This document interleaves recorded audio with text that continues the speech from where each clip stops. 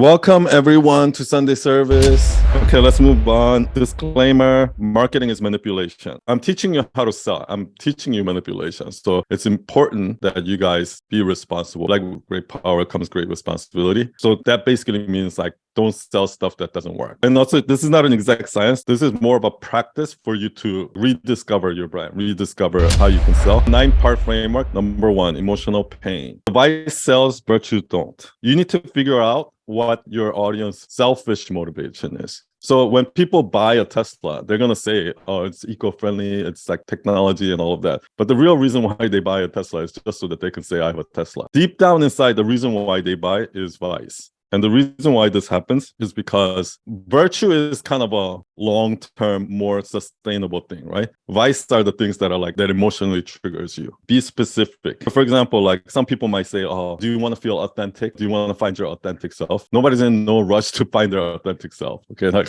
I'm not going to pull out my credit card right now and pay to find my authentic self. So try to figure out why now. What's going to make them say, I gotta have that, like right now, like take my money. Lastly, put yourself in their shoes. You have to kill your own ego and not talk about what you want to be known for, but what do other people want? And so you have to meet their ego by killing your own ego.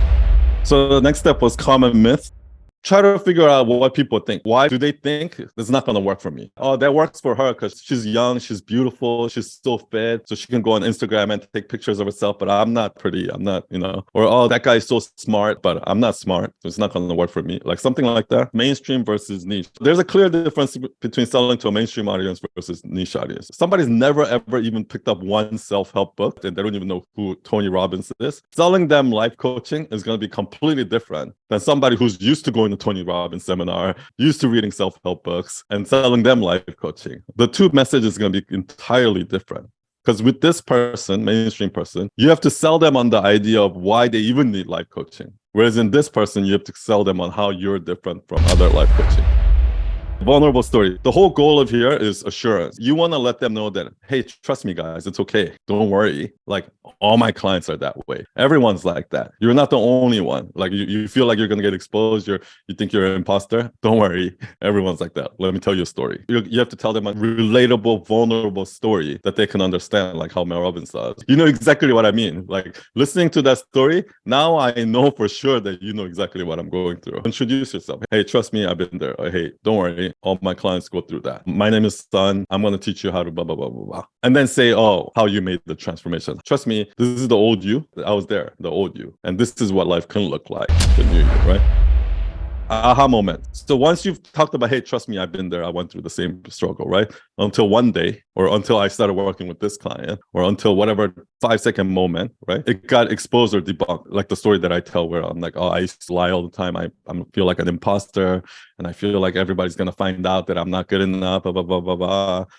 Until one day I just ended up telling the client the truth. And the client actually thanked me for being honest with him. And we actually built a better example, better relationship. And he ended up being my client for 10 years. So that's when whatever your fear that you have got exposed. Meaning, oh, actually, I was scared that people are going to find out. But actually, when they found out, it was no big deal. Sometimes it's your fear gets exposed. Meaning your worst nightmare has come to life. Or like you knew that there was a red flag with your boyfriend and then he ended up cheating on you. It's like, oh, that's the moment it got exposed, right? So those are the 5-second moments. Something got exposed or debunked. And that's when I realized, that's when you learn that lesson. Or sometimes it's a reminder. That's when I realized this lesson. I learned this lesson. Or that was a good reminder that, I'm stuck in the loop or something like that. And that was a reminder that I need to really get out of that. I want to go through these 2 steps together because they're related. You have to explain the why. Let's say you're a fitness coach and somebody's having problem like losing weight. So I explain the reason why. The reason why that's happening is because you can't rely on motivation. Discipline and motivation, they're not very reliable. And an example might be like, how many times you go to the fridge, you're like, oh, I'm hungry. Oh, I'm hungry, right? Ask yourself, are you really hungry or are you just bored? Another way you can do is use data or evidence. Did you know that 80% of people don't complete the course? Or even if they finish an online course, they don't actually take any action? That's another way you can use data. Don't include yourself in the solution. I see a lot of people do this. Oh, you see all this problem, blah, blah, blah. Well, the solution is me or the solution is my course. So what you need to do is you need to give the solution discipline doesn't work. You need to work on your trauma. Or the solution is that you need a better design. Just talk about the solution without exclude yourself in it, exclude your product from it, so that they understand the solution is right there for them. They can even do it themselves. And then in the why me, you have to say, okay, why I'm the right person to provide that solution. So you don't say I'm the solution. You give them the solution separately. Now you talk about how you can support that solution. So for example, I can say, oh, courses don't work because nobody actually practices afterwards. That's why it doesn't work. So the real solution to that is you have to take the course and you have to keep practicing. But if you join Night Owl Nation, you can join a small group and you're going to show up and you have accountability and you can share, get feedback. Blah, blah, blah. That's going to drive you to show up every week and practice. You see that? You see how if you join Night Owl Nation, actually that solution is going to come a lot easier for you. And that's how you sell the solution. That's how you sell yourself. Social validation. Nobody cares about what you say, but they just read some of the testimonials and that's enough for them to buy. Like endorsements from other famous people, right? Or reviews, testimonials, ratings, credibility. So this is when you can brag. You can show off. Like you can talk about all the press, all the awards, all the clients that you work with, the certifications you have, all the degrees you have. So features might be like if you sell a course, actually break down each module. Okay, here's each module, and here are the lessons on each module and what you're going to learn in each one. Like what's included. Okay, if you buy my course, if you go with the coaching, what's included? 1 hour coaching call, Q&A, support, whatever it is. The reason why you still need the features, even though you've already sold them on the solution, is because when people have so many little questions. It's like, oh, yeah, this sounds good, but does it come with this? You don't want people to be like, oh, once I know that, then I'll buy, right? Because then they're going to leave and they're never going to come back. Your sales copy is the moment when we need to close them right then and there. Call to courage. So let's say somebody's like 90% sold already. They just have that last 10%. Expectation, like here are the next steps. Step 1, you go register for this. Step 2, you're going to get a welcome letter that does this. And step 3, you're going to get put into a small group. So they know exactly what to expect. So payment return policy is like, if you quit within the first 3 days, then you can get full money back. Or here's the return policy. So just so that they understand that it's safe for me to pay right now and do it. Reminder of success failure, like StoryBrand talks about this actually. Because you went through all the sales message before. So now remind them what success looks like. Okay. Like just imagine how it'll feel when you've, finally lost all that weight and you're able to keep it off and how your life would change, right? And then also remind them what failure looks like. If you don't do anything, if you stay the victim and don't take action and become a hero, what's that going to look like, right? You're going to continue to sit on that couch, eat those potato chips, wake up late, go to work late. And, every night you're going to tell yourself, oh, I hate myself. And then you're going to do that again tomorrow again, right? If you don't do anything about it now. So just give them a quick reminder and then give them a sense of urgency, right? And that could look like, that's why a lot of course creators do the waiting list and then they have cart open, cart close. So you have to buy, like there's a specific time you have to buy it by. Otherwise people are going to be like, oh, I can just do it next week. Oh, I can do it next week. I can do it next week. That's kind of what's happening to us right now. For fast action bonus, you buy by this date and you get this bonus. Or like limited time offer, you buy by this date and you get this discount. Create a sense of urgency like that. Final call to action, keep it simple.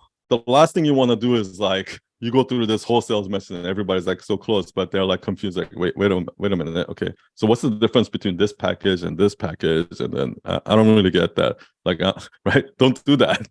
Have like one step thing. Like if you can possibly have just one step, just give them one step. Don't give them 5 different buttons. And for people that are not ready, I have an alternate CTA, which is like a smaller one that says not ready yet, then get this free ebook. Because just remember that if you're on the website, once they leave your website, most likely they're not coming back. Really, the last thing you want is like for somebody to be like, oh, I'm ready to buy, except I just have this one question. And that because that question wasn't answered on that page, they're going to be like, oh, okay, I'll deal with this later. Because that's not happening. So that's why FAQ is important. So your assignment this week is going to be to write a sales page copy, not an actual sale page, right? Because this is not for other people. This is not for you to publicly do. I want this to be a guide for yourself so that you can use this to actually create. Like if you look at my website, it's not this long copy. We have a section we talk about this, and then we might have some other copy there. And we have another section that talks about this, blah, blah, blah, blah.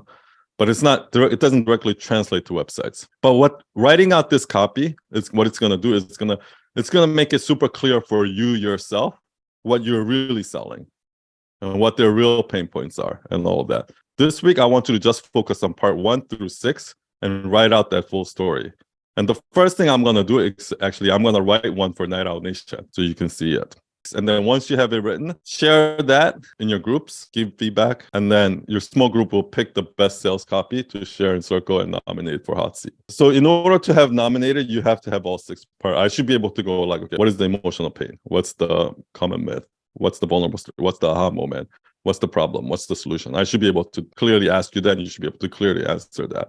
If any of those 6 parts are missing, do not nominate it, because that's the very, very, very basic. Thank you all. Thank you for being here, and I'll see you all next week. Happy Bye, Sunday. everyone. Thank you, Sue. Sun. Thank Bye, you. Sue. Bye. Thank you. Next Bye-bye. week. Alba. Bye, Sabrine. Bye, George. Bye.